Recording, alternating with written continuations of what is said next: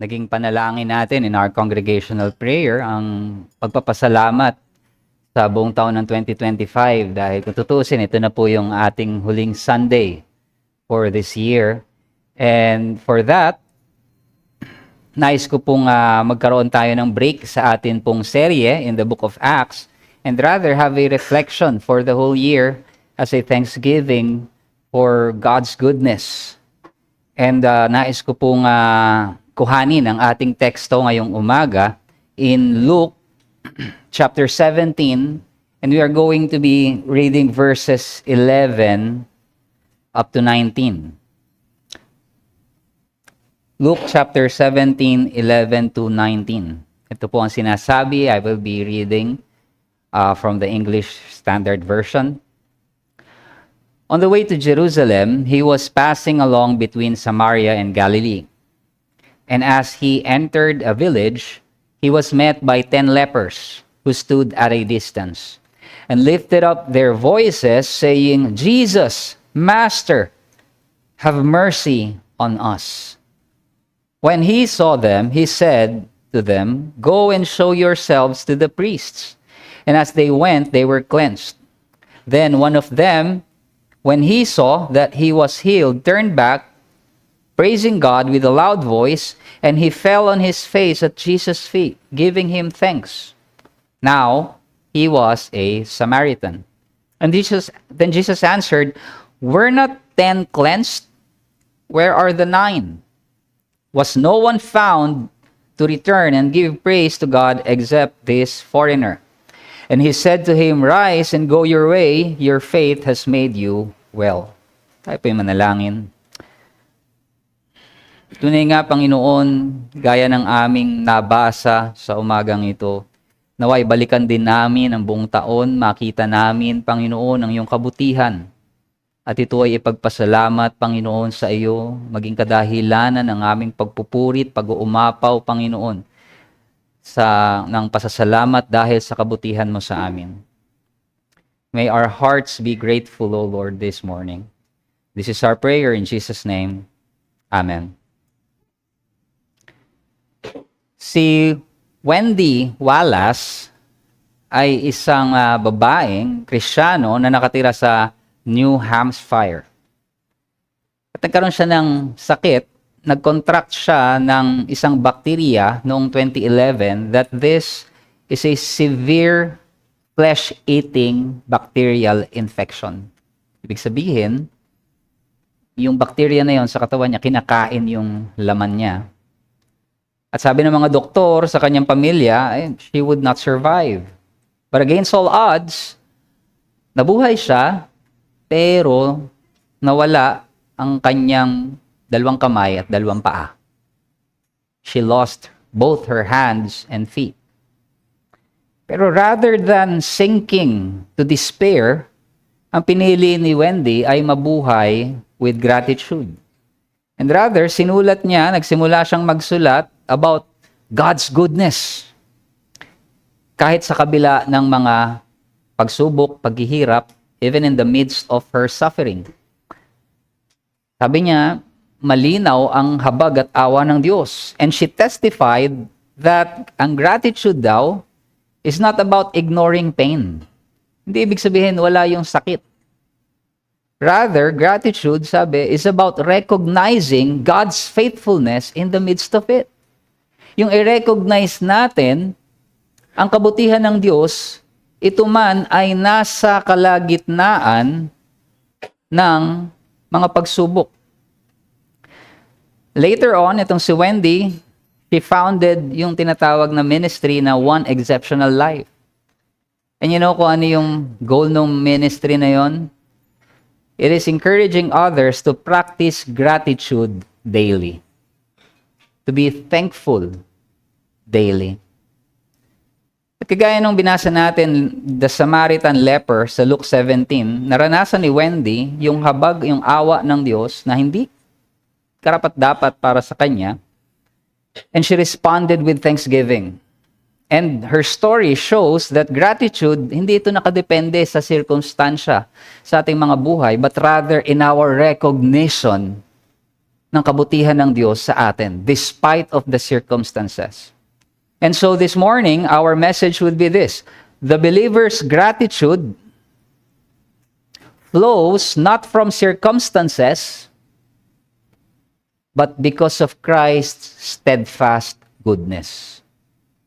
Hindi ito nagmumula sa circumstansya natin. Rather, our gratitude flows from Christ's steadfast goodness. Sabi sa ating teksto, nakita natin ang Panginoong Jesucristo na naglalakbay siya patungo sa Jerusalem, and dito, He was passing along between Samaria and Galilee. Now, alam natin na ang mga Hudyo ay walang kaugnayan, hindi sila nakikipag-ugnayan sa mga Samaritano at Jesus' time. In fact, napakalalim ng kanilang hostility between one another, na yung Judea and then Galilee, nasa gitna kasi yung Samaria. Kung titignan natin yung mapa, ang pinakamabilis na daan dyan is from Judea papuntang Galilee is dumiretso, of course. Dadaan sila sa Samaria. Pero ang ginagawa nila ng mga Hudyo, they would rather iikot sila, lalabas sila ng Transjordan, dadaan sila ng disyerto, mas malayo, para maiwasan nila yung Samaria at makaakyat sila sa Galilee. Can you imagine that? Ganon yung kanilang ginagawa. Pero makikita natin ang Panginoong Jesucristo ay hindi niya sinunod yung convention na yon. He decided to go to Samaria nung time na ito. At dito, verse 12, nakita natin, in a certain village, mayroong 10 ketungin na standing at a distance, tumawag sila sa Panginoong Jesucristo. Now, take note, alam natin na ang mga may ketong, the lepers, were outcasts of society. Separated sila sa komunidad. Pinahiwalay sila according to the law. Hiwalay sila outside the camp. Hindi sila pwede dun sa komunidad. Kumbaga parang merong quarantine para sa kanila. Hindi sila pwedeng makimingle with other people. Ang sabi nga po ng Leviticus 13, verses 45 and 46, pakinggan po ninyo ito. The leprous person who has the disease shall wear torn clothes. So para alam ng tao na ikaw ay may ketong, kailangan ng suot mo, punit-punit. Required siya na gano'n ang yung itsura. And let the hair of his head hang loose. So hindi ka mag-aayos. And shall cover up his upper lip and cry out, unclean. Unclean. Kailangan nila sumigaw, marumi kami. Marumi kami. Can you imagine that kind of life? Every time na mayroong mapapalapit sa kanila, kailangan nilang i-announce that they are unclean. He shall remain unclean as long as he has the disease. So ceremonially, sila ay marumi, he shall live alone. They were outcasts. His dwelling shall be outside the camp. Hiwalay sila sa community, to the society. So makikita natin dito outside this certain village ay may mga nakahiwalay na mga ketongin, and all of a sudden, nang dumadaan ng Panginoong Jesucristo, they cried out to Jesus, Jesus, Master, have mercy on us. Now, the question is, paano nalaman ng mga ketongin na ito ang patungkol sa Panginoong Jesucristo? Remember, they were separate from the community. Maaring kung meron man silang nakakausap, mga kapwa ketongin nila yon. It is a place na sila lang ang nag-uusap. Pero all of a sudden, they know Christ. Why? Because alam natin that yung mga himala ng Panginoong Jesucristo kumalat sa Judea, maybe one way or another, someone na concerned, na padaan sa kanila, maaring may sumigaw sa kanila, there's a man named Jesus, nagpapagaling siya ng may sakit. Bumubuhay siya ng patay. Wait for him, baka mapadaan dito. And siguro, as they were seeing this man na naglalakad, ang dami mga followers na sumusunod sa kanya, they recognize, ito yun, maybe this is the person. Maybe he heard people saying that this man was Christ. So, they cried out, Jesus, Master, have mercy on us. And so, nakita nila ang Panginoong Jesucristo and they cried out for mercy, ng kahabagan, ng awa. Alam nila, hindi sila karapat-dapat makatanggap ng kahit ano pa mang pagpapagaling. And their only hope was mercy. Alam niyo, pag lumalapit tayo sa Panginoong Jesucristo, we come to Christ not with the measure of how worthy we are. Hindi dahil sa worth natin, not with the measure of our worth. Pero pag lumalapit tayo, we are looking at the measure of His mercy. When we come to Christ, we ask for mercy. At ang naging tugon ng Panginoong Jesucristo sa kanila, interestingly, ay hindi kagaya nung madalas na tugon ng Panginoong Hesus pag siya'y nagpapagaling. We remember, the Lord Jesus Christ one time healed a leper, hinawakan niya ang leper na ito. And kapag hinawakan mo ang isang ketongin, magiging ka ring unclean. But rather, it was the purity of Christ na rather na siya yung ma-infect ng uncleanness, it was the purity of Christ that healed that leper. At itong leper na ito ay gumaling. But the difference now, sumigaw lang din ang Panginoong Jesus sa kanila. Tinagot lang sila ng Panginoong Jesucristo to go and show yourselves to the priest. Sabi sa verse 14. Sige, pumunta na kayo dun sa pakita nyo yung sarili nyo sa mga saserdote, sa mga priest. That was a different response sa kanila.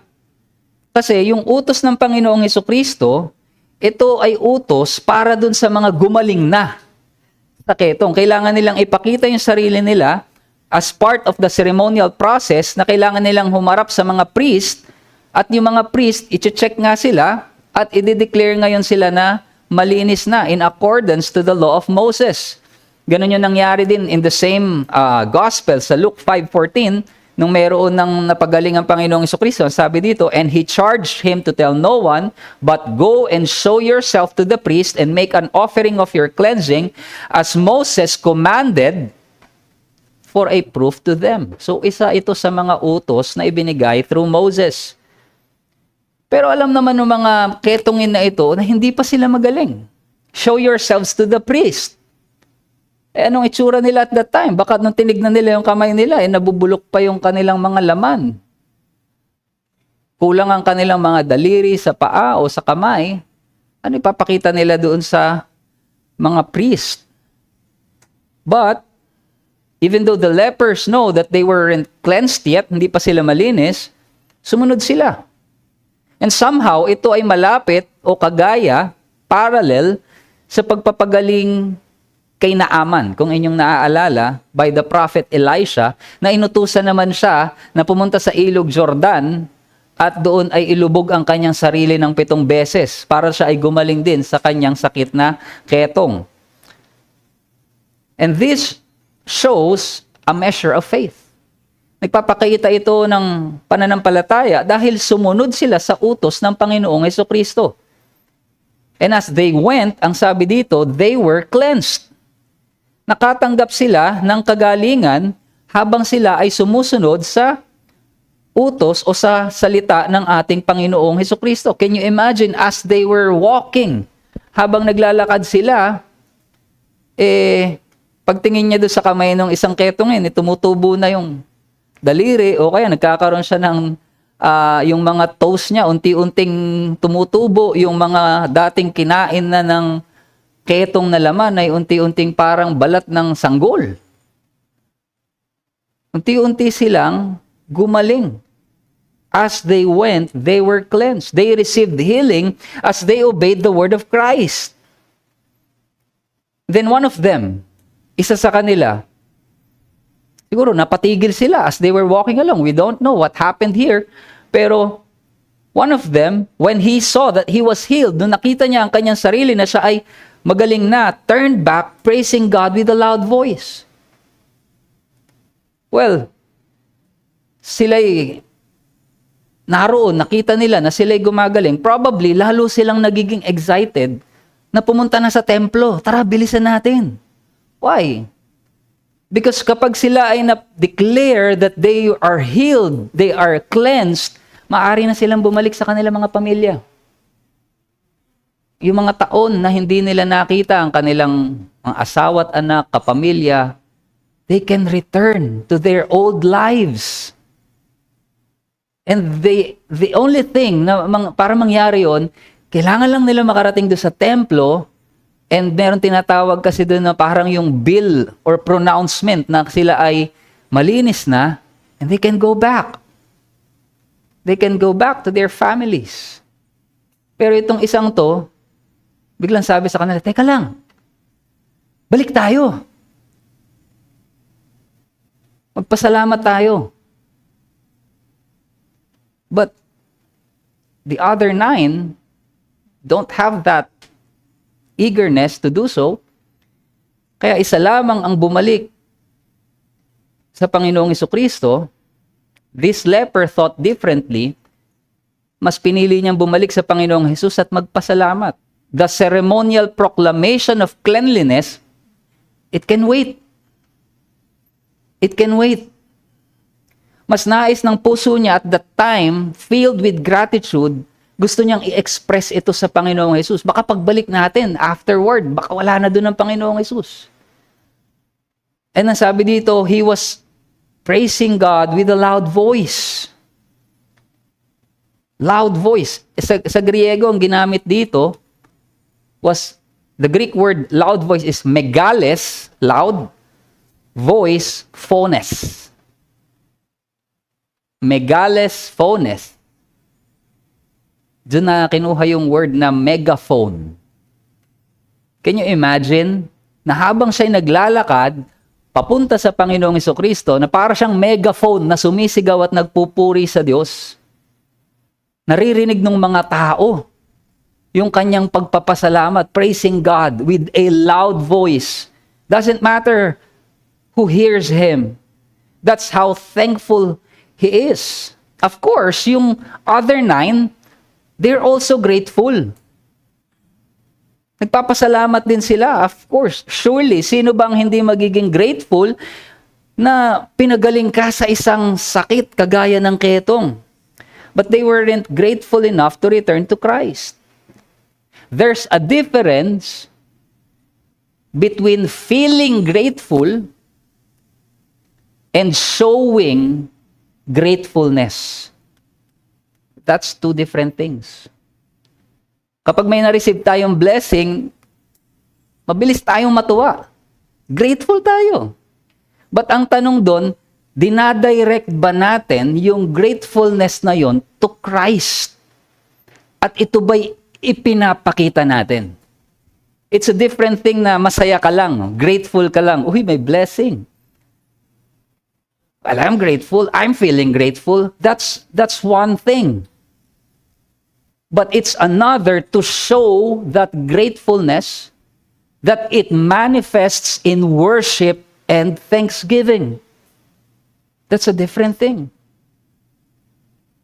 Pwedeng manatili lamang yung feeling happy. Minsan may status ka dun sa mga social media nakalagay doon. Feeling happy. Di ba? Pwede pa nga, feeling thankful. Minsan pwede yung mga bagay na yun, feeling lang. But the question is, how do you manifest, show that gratitude? At nung itong Samaritan leper na ito ay nakaharap na muli ang Panginoong Jesucristo, ano sabi doon? He fell on his face at Jesus' feet, worship, giving him thanks. Now, he was a Samaritan. Only this Samaritan recognized Jesus as the person who deserves worship and thanksgiving. Ito lamang Samaritanong ito, nakakita na dapat sambahin at pasalamatan ang Panginoong Jesucristo. This man asked for mercy, humingi sila ng habag, maawa ka sa amin, and now he is grateful dahil alam niya, nakatanggap siya ng awa. At ipinakita niya ito by praising God and by giving thanks to Christ. Well, hindi natin alam, hindi tayo binigyan ng information ni Lucas nung sinusulat niya to, kung alam ba nitong lalaking ito yung significance ng kanyang ginagawa. Na ito bang kanyang pinapasalamatan is the Son of God, the Messiah. We do not know how He understood the person of Jesus. Pero may isang importanteng detalye na binanggit si Lucas. Pansinin ninyo, now this man was a Samaritan. Binigyan ng diin ni Lucas ito. A Samaritan. Bakit? Kasi ang mga Samaritan at that time, they were alienated. Hiwalay sila sa bayan ng Israel, to the covenant people of God. Kumbaga parang hiwalay sila sa pangako ng Diyos. Hindi sila kinakausap, hindi nakikipagkaroon ng dealing ang mga Hudyo sa mga Samaritano. They were alienated from the covenant people of God. And then, dahil sa kanyang ketong, he was alienated from society. Double alienation. At ito'y nagpapaalala sa atin ng sarili nating pagkahiwalay sa Diyos at one time nung tayo ay mga hindi pa nakakakilala sa Kanya. At one point, we also are alienated because of our spiritual leprosy. Sabi ng Ephesians 2:12-13, remember, tandaan ninyo, sabi ni Pablo, that you were at that time separated from Christ, alienated from the commonwealth of Israel, strangers to the covenants of promise. Hiwalay kayo sa tipan. At anong ibig sabihin nito? Having no hope, walang pag-asa. Without God in the world. But now, in Christ Jesus, you who once were far off, kayong dating mga malalayo at hiwalay, have been brought near by the blood of Christ. Ito ang kagandahan ng Ebanghelyo ng Panginoong Jesucristo. It goes out to unexpected places. Yung mga inaakala natin hindi makakatanggap ng mensahe, itong mga taong ito pa ang nagbibigay ng lugar sa kanilang mga puso para sa Ebanghelyo. And this Samaritan, he knows na hindi siya karapat-dapat. He is unworthy. And that is why he is all the more full of praises and thanksgiving para sa deliverance na ito. Lalo siyang naging mas mapagpasalamat kasi alam niya, he's unworthy. Kaya pansinin natin yung comment ng Panginoong Jesucristo dito in 17:18, verses 17-18. Then Jesus answered, were not 10 cleansed? Hindi ba 10 kayo? Where are the 9? Was no one found to return and give praise to God except this foreigner? 10 kayong pinagaling, nasaan yung siyam? Ito lang bang foreigner na? Yung Samaritano pa talaga ang bumalik para magpasalamat. Nasaan yung mga Hudyo? The chosen people of God. Itong tanong ng Panginoong Jesucristo, these are rhetorical question. Jesus is provoking yung mga nakikinig sa Kanya para i-consider kung ano yung nangyari. Para tignan yung sitwasyon. In gratitude. The rest of the lepers, bagamat sila ay nakaranas ng pagpapagaling, they failed to give thanks for the mercy na kanilang hiningi. And sometimes nangyayari to, maging sa atin. We pray for something, we receive answer, we forget to thank God.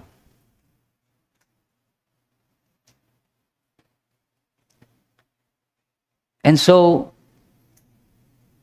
this Samaritan recognized yung paghingi niya ng mercy, nakatanggap siya ng mercy, and so he gave thanks. And so verse 19, the Lord Jesus said to this man, rise, go your way, your faith has made you well. Ang ginamit po ditong salita, the Greek word used here is, yung made you well is sesoken or to be saved. Yun yung talagang literal na translation niya. So pwede natin itong i-translate, it can also be translated, your faith has saved you. So your faith has healed you, pinagaling siya physically, but at the same time, it can also be translated, your faith has saved you. And both translations are correct. mas pinapakita nito kasi hindi siya kayang i-translate in its full meaning. So itong dalawang translation na to, kumbaga parang pag pinagsama, mas mauunawaan natin yung sinabi ng Panginoong Jesucristo in the original language. He was made well physically and saved as well by faith in Jesus. Bagamat yung other lepers, yes, they were healed physically, pero itong Samaritan man lamang na ito, ang pinagaling from physical infirmity, pero at the same time was declared to be saved as well dahil sa kanyang pananampalataya because of his faith which he has placed upon Jesus. Your faith. This man, this Samaritan, has faith in Christ. And so because of that, maaring the rest of the lepers, they received physical healing, but it's only there. Hanggang dun lang. But this Samaritan man, his faith has saved him. Because nakita niya, it is directed to Christ. Kita natin ito. Now, the first thing na gusto ko po makita natin dito as we take a look at this whole narrative, the first point is this: the sin of ingratitude stems from pride. The sin of ingratitude stems from pride. Pero baka may magsabi, teka lang, Brother Joe,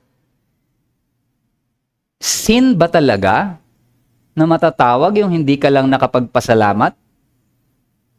Is that sin? Di ba character flaw lang yan? Di lang naturuan na mag-thank you. Di ba mga bata, tinuturuan natin mag-thank you, to be grateful, maging magpasalamat. Is it sin to say na when we are ungrateful, nalimutan lang natin? It's just a character flaw. It's just a behavior.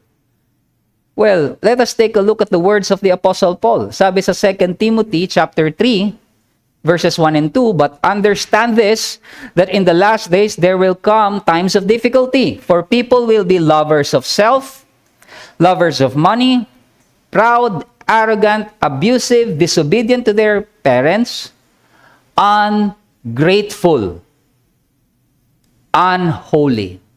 And the list of sin goes on. Actually, yung ungrateful ay nandun sa pinakagitna ng list ng mga kasalanan na isinulat doon ni Apostle Paul. Ungratefulness is a characteristic ng mga taong lumalaban sa Diyos. Ang sabi ng Romans 1:21, for although they knew God, they did not honor Him as God or give thanks. They did not honor Him or give thanks, but they became futile in their thinking, and their foolish hearts were darkened. Those who oppose God, yung mga lumalaban sa Diyos, hindi sila nagpapasalamat sa Diyos. It's one of their characteristic. They knew God.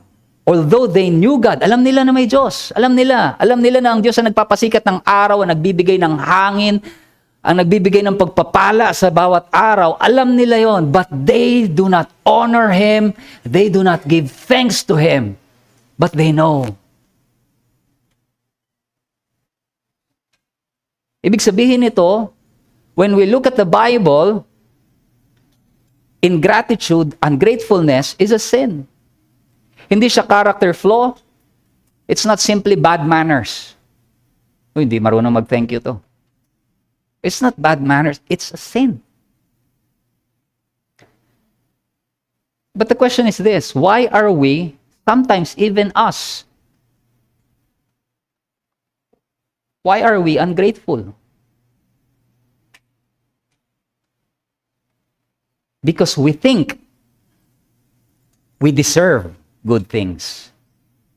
Because we think yung bagay na mayroon tayo, deserve natin.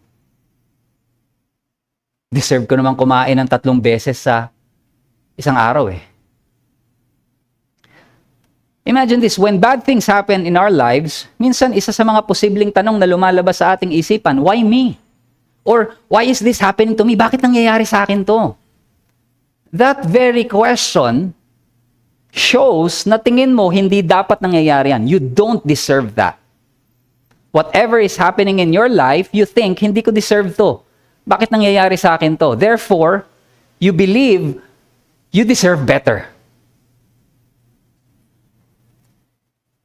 We believe we deserve better. The good things, yung mga mabubuting bagay, yung mga magagandang bagay, yun dapat yung normal sa buhay natin.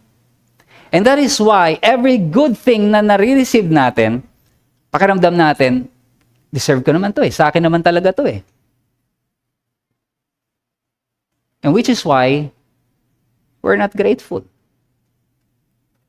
Kasi sa akin naman talaga yun. But here's the thing, the Samaritan man, the Samaritan leper, he recognized that he's alienated. He doesn't deserve mercy, pero naka-receive siya ng worthy. He recognizes unworthiness. And so when he did receive mercy, he was grateful. Why do you think good things should come to us na rebelde sa Diyos, patuloy na lumalaban sa Kanya, hiwalay, minsan lumalaban sa kalooban ng Diyos, nakikipaglaban sa nais niya sa Kanyang salita. But then we believe that we deserve good things. But despite of that, because of Christ, regardless sa paulit-ulit nating pagbagsak, pagkakasala, paulit-ulit nating pagbalik sa Ama, we are received with love, we are received with mercy because of Jesus. We recognize we don't deserve that. And so, these things that we have, our response to it should be gratefulness, gratitude. So, as an application for us, tignan natin, let us repent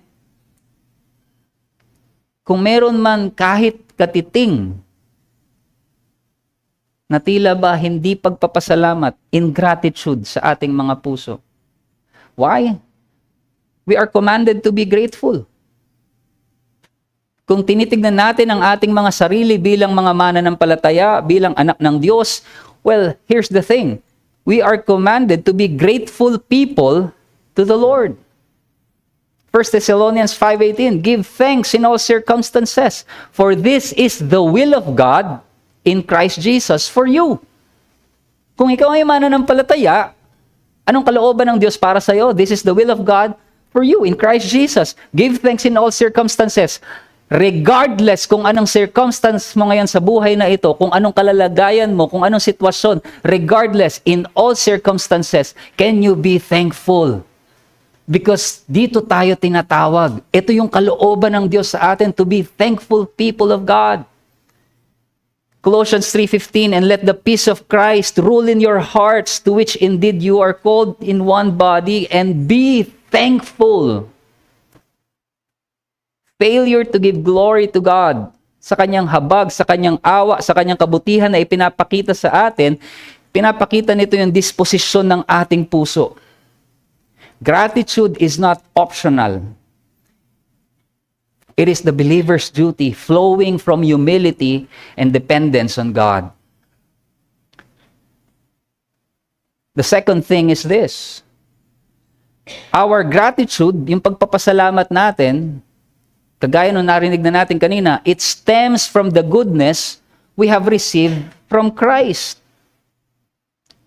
Ito ay nagmumula dun sa tinanggap nating mabuting bagay mula sa Panginoong Jesucristo. The Samaritan, balikan natin, alam niya na ang Diyos na nagpagaling sa kanya as he went towards the temple. Pero alam din niya na ito ay sa pamamagitan ni Kristo na natanggap niya itong mabuting pagpapala at biyaya sa kanya. Kaya't bumalik siya, he fell down at his feet, worship, and gave him thanks. And at the end, nakita natin, Itong uri ng pananampalatayang ito at pagpapasalamat ang sinabi sa kanya, your faith has saved you. Go in peace. Well, hindi tayo nagtuturo dito ng salvation by disposition. Ibig sabihin, hindi tayo nagtuturo na maging mapagpasalamat ka, maliligtas ka. That's not what we are saying here. But here's one thing na kailangan nating makita. Ang isang pananampalatayang totoo, isang pananampalatayang nagligtas, ay mapagpasalamat. Hindi ka maliligtas ng pagpapasalamat.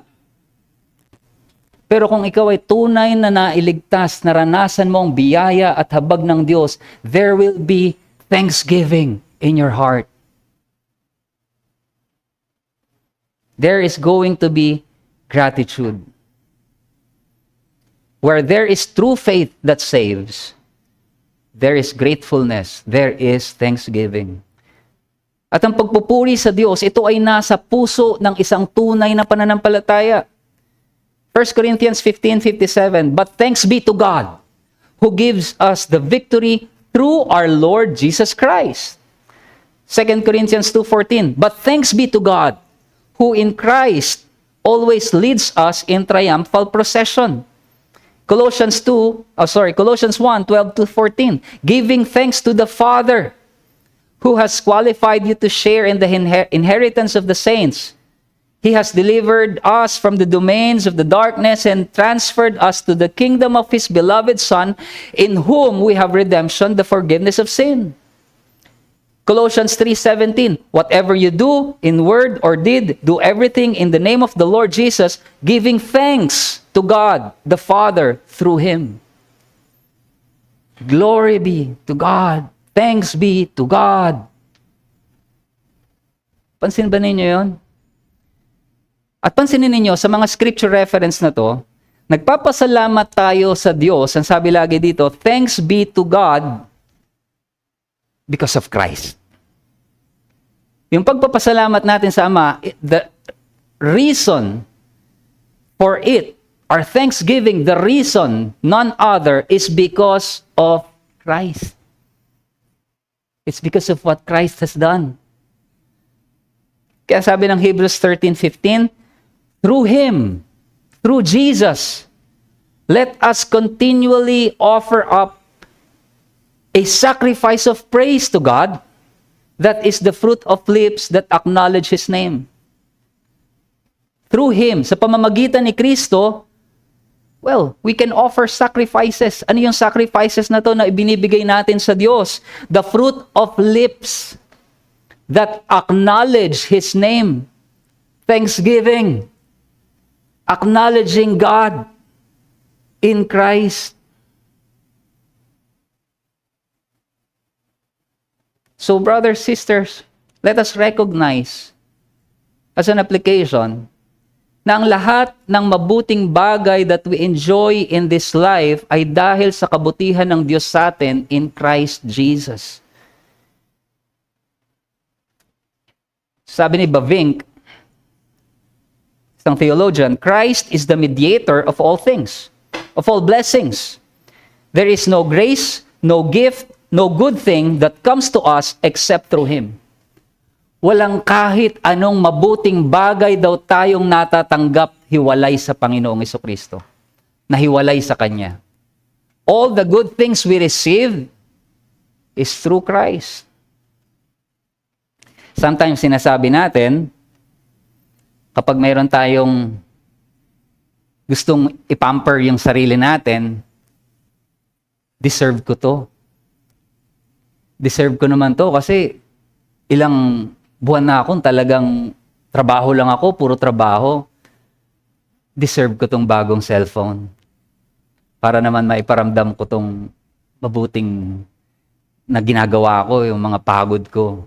Sometimes we say, I deserve this. Deserve ko to. But the thing is, hindi dapat mawala sa isipan natin that all good things come from above. We don't deserve these things. But it is because of God's goodness na ibinubuhos niya ang mga mabubuting bagay na ito sa atin. Every good gift and every perfect gift is from above. Ito yung sabi ni James. Coming down from the Father of lights, with whom there is no variation or shadow due to change. And so, today, looking at where we are right now, let us reflect kung paano naging mabuti ang Diyos sa atin through Christ Jesus as we approach the end of this year.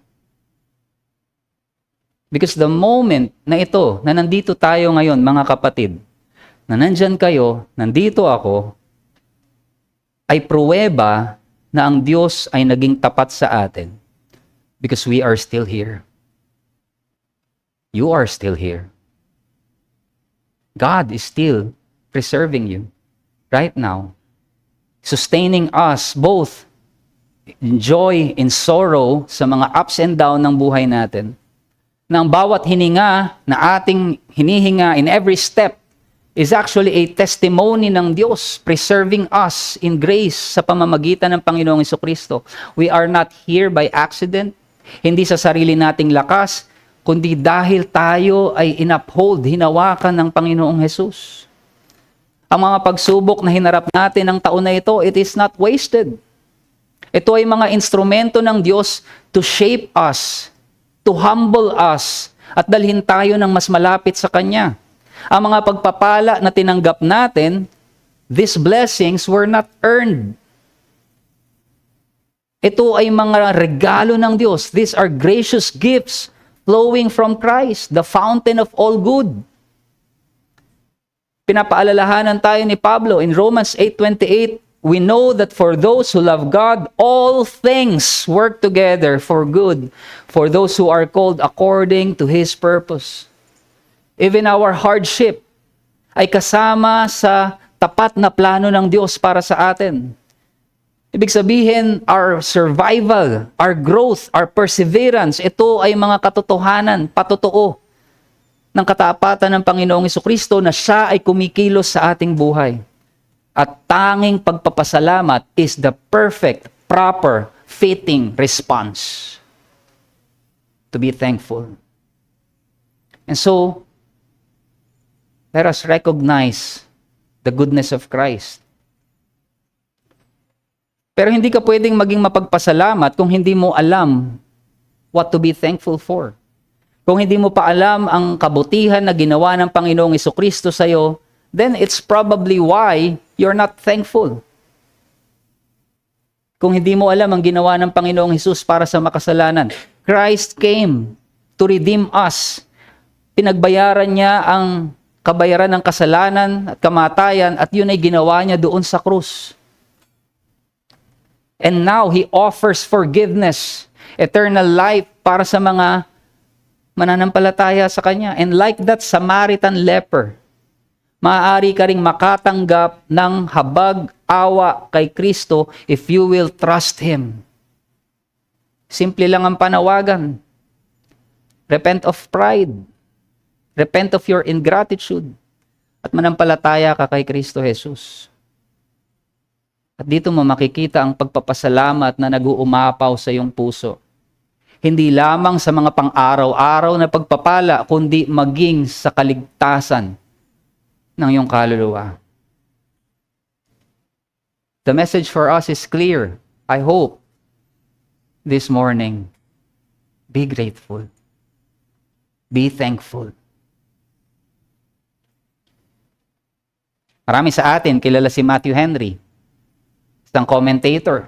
Pakaganda nung kanyang commentary. Maaring ang ilan sa atin ginagamit ito for devotional. Alam niyo po ba, itong si Matthew Henry, minsan ay nanakawan. Nanakawan siya, at nung gabing yun, nagsulat siya sa journal niya. At ganito yung sabi niya sa journal. Let me be thankful. Nanakawan siya. Ang sabi niya, let me be thankful. First, because I was never robbed before. First time niyang nanakawan. Yun ang sabi niya. Let me be thankful. First, because I was never robbed before. Second, because although they took my purse, they did not take my life. Third, sabi niya, although they took all I had, kinuha nila lahat ng meron ako, it was not much. Hindi naman yung kalakihan. And then fourth, thankful siya, sabi niya, because it was I who was robbed, not I who robbed. Papasalamat ako kasi ako yung nanakawan. Hindi ako yung nagnakaw. Meaning, hindi siya napunta sa ganung sitwasyon na kinakailangan na niya magnakaw. How grateful can a person be that even in that kind of situation, ay ganun siya mag-isip? His heart is overflowing with thanksgiving. Kaya ba natin yun? Naglalakad ka lang dyan, then na-hold up ka, nakuha yung cellphone mo, nakuha ang wallet mo, pag uwi mo, magsusulat ka sa journal, let me be thankful. Only a heart that received undeserved mercy and grace can be thankful like that. Now, alala natin, matutunan natin that gratitude is more than polite words. It is the posture of a heart na nakatanggap ng habag. We are reminded that gratitude, hindi ito nakadepende sa sirkumstansya, mga pangyayari sa ating buhay, but rather on Christ's goodness to us. Every breath we take, lahat ng trials natin, every blessing we enjoy, these are testimonies of God's preserving grace. And as we stand now at the close of this year, habang magtatapos ang taon natin na ito, let us pause and reflect. Lahat ng mga pangyayaring yun na nangganap sa buong taon. Maaaring ang ilan sa atin, pag binalikan ng taon na ito, ang inyong makita, hardship. Pero kahit ang mga bagay na iyon ay ginamit na instrumento ng Diyos sa kanyang biyaya to shape us, to draw us closer, nearer to Christ. Ang ilan sa atin, maaaring maalala ay mga pagpapala. At ito rin ay paalala sa atin na ang lahat ng bagay ay lahat ng bagay na mabuti ay nagmumula sa Kanya. So as we end this year, brothers and sisters, let our hearts overflow with gratitude, with thanksgiving on what Christ has done. Hindi dahil sa sirkumstansya, but because of Christ's steadfast goodness that never change. Tayo po'y manalangin.